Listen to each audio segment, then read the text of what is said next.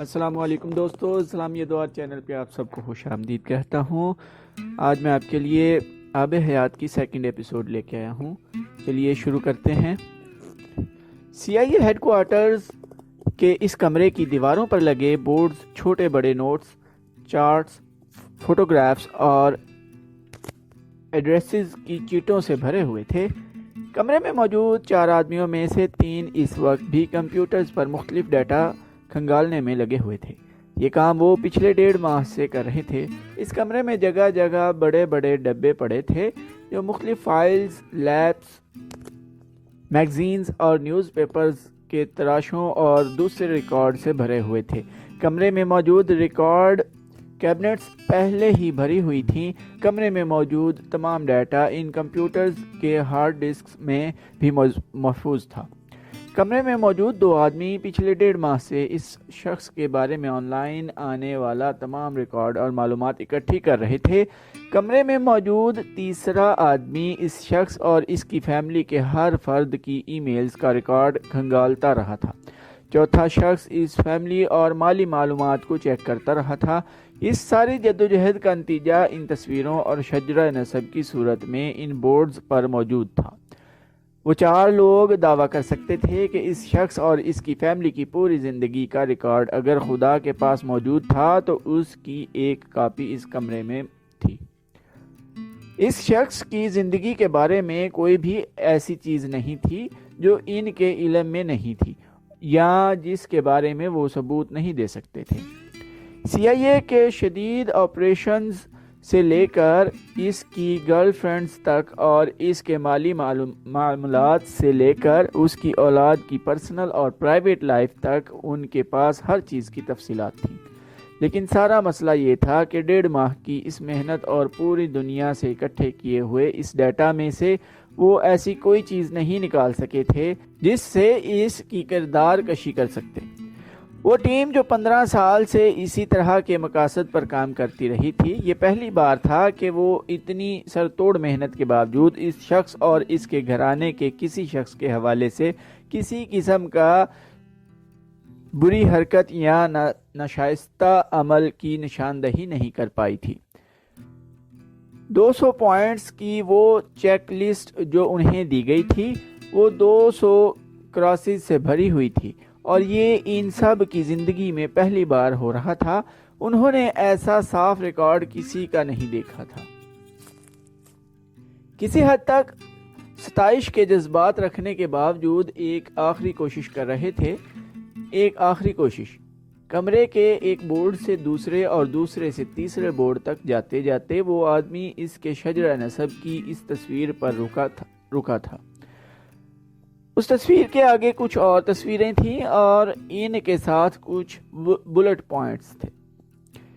ایک دم جیسے بجلی کا سا جھٹکا لگا تھا۔ اس نے اس لڑکی کی تصویر کے نیچے اس کی تاریخ پیدائش دیکھی، پھر مڑ کر ایک کمپیوٹر کے سامنے بیٹھے ہوئے آدمی کو 2 سال بتاتے ہوئے کہا، دیکھو یہ اس سال کہاں تھا۔ کمپیوٹر پر بیٹھے ہوئے آدمی نے چند منٹوں کے بعد اسکرین دیکھتے ہوئے کہا، پاکستان میں۔ اس شخص کے ہونٹوں پر بے اختیار مسکراہٹ آئی تھی۔ کب سے کب تک؟ اس آدمی نے اگلا سوال کیا۔ کمپیوٹر کے سامنے بیٹھے ہوئے آدمی نے تاریخیں بتائیں۔ آخرکار ہمیں کچھ مل ہی گیا، اس نے بے اختیار ایک سیٹی بجاتے ہوئے کہا تھا۔ انہیں جہاز ڈبونے کے لیے تارپیڈو مل گیا تھا۔ یہ 15 منٹ پہلے کی روداد تھی۔ 15 منٹ بعد اب وہ جانتا تھا کہ اسے اس آتش فشاں کا منہ کھولنے کے لیے کیا کرنا تھا۔ وہ یہاں کسی جذباتی ملاقات کے لیے نہیں آتی تھی، سوال و جواب کے کسی لمبے چوڑے سیشن کے لیے بھی نہیں، لعنت و ملامت کے کسی منصوبے کو عملی جامہ پہنانے کے لیے بھی نہیں۔ وہ یہاں کسی کا ضمیر جھنجھوڑنے آئی تھی، نہ ہی کسی سے نفرت کا اظہار کرنے کے لیے، نہ ہی وہ کسی کو یہ بتانے آئی تھی کہ وہ اذیت کے ماؤنٹ ایورسٹ پر کھڑی ہے، نہ ہی وہ اپنے باپ کو گریبان سے پکڑنا چاہتی تھی، نہ اسے یہ بتانا چاہتی تھی کہ اس نے اس کی زندگی تباہ کر دی تھی، اس کے صحت مند ذہن اور جسم کو ہمیشہ کے لیے مفلوج کر دیا تھا۔ وہ یہ سب کچھ کہتی یہ سب کچھ کرتی اگر اسے یقین ہوتا کہ یہ سب کرنے کے بعد اسے سکون مل جائے گا۔ اس کا باپ احساس جرم یا پچھتاوے جیسی کوئی چیز پالنے لگے گا۔ پچھلے کئی ہفتے سے وہ آبلا پا تھی۔ وہ راتوں کو سکون آور گولیاں لیے بغیر سو نہیں پا رہی تھی، اور اس سے بڑھ تکلیف دہ چیز یہ تھی کہ وہ سکون آور ادویات لینا نہیں چاہتی تھی۔ وہ سونا نہیں چاہتی تھی۔ وہ سوچنا چاہتی تھی اس بھیانک خواب کے بارے میں جس میں وہ چند ہفتے پہلے داخل ہوئی تھی اور جس سے اب وہ ساری زندگی نہیں نکل سکتی تھی۔ وہ یہاں آنے سے پہلے پچھلی پوری رات روتی رہی تھی۔ یہ بے بسی کی وجہ سے نہیں تھا، یہ اذیت کی وجہ سے بھی نہیں تھا، یہ اس غصے کی وجہ سے تھا جو وہ اپنے باپ کے لیے اپنے دل میں اتنے دنوں سے محسوس کر رہی تھی۔ ایک آتش فشاں تھا، یا جیسے کوئی الاؤ جو اس کو اندر سے سلگا رہا تھا، اندر سے جلا رہا تھا۔ کسی سے پوچھے، کسی کو بتائے بغیر یوں اٹھ کر وہاں آ جانے کا فیصلہ جذباتی تھا، احمقانہ تھا اور غلط تھا۔ اس نے زندگی میں پہلی بار ایک جذباتی، احمقانہ اور غلط فیصلہ بے حد سوچ سمجھ کر کیا تھا۔ ایک اختتام چاہتی تھی وہ اپنی زندگی کے اس باب کے لیے جس کے بغیر وہ آگے نہیں بڑھ سکتی تھی، اور جس کی موجودگی کا انکشاف اس کے لیے دل دہلا دینے والا تھا۔ اس کا ایک ماضی تھا، وہ جانتی تھی، لیکن اسے کبھی یہ اندازہ نہیں تھا کہ اس کے ماضی کا ماضی بھی ہو سکتا تھا۔ ایک دفعہ کا ذکر تھا جب وہ خوش تھی اپنی زندگی میں، جب وہ خود کو باسعادت سمجھتی تھی اور مقرب سے ملعون ہونے کا فیصلہ اس نے چند سیکنڈز میں طے کیا تھا۔ چند سیکنڈز شاید زیادہ وقت تھا، شاید اس سے بھی بہت کم وقت تھا، جس میں وہ احساس کمتری، احساس محرومی، احساس ندامت اور ذلت و بدنامی کے ایک ڈھیر میں تبدیل ہوئی تھی، اور یہاں وہ اس ڈھیر کو دوبارہ وہی شکل دینے آئی تھی، اس بوجھ کو اس شخص کے سامنے اتار پھینکنے آئی تھی جس نے وہ بوجھ اس پر لادا تھا، زندگی۔ کسی کو اس وقت یہ پتہ نہیں تھا کہ وہ وہاں تھی، کسی کو پتہ ہوتا تو وہاں آ ہی نہیں سکتی تھی۔ اس کا سیل فون پچھلے کئی گھنٹوں سے آف تھا۔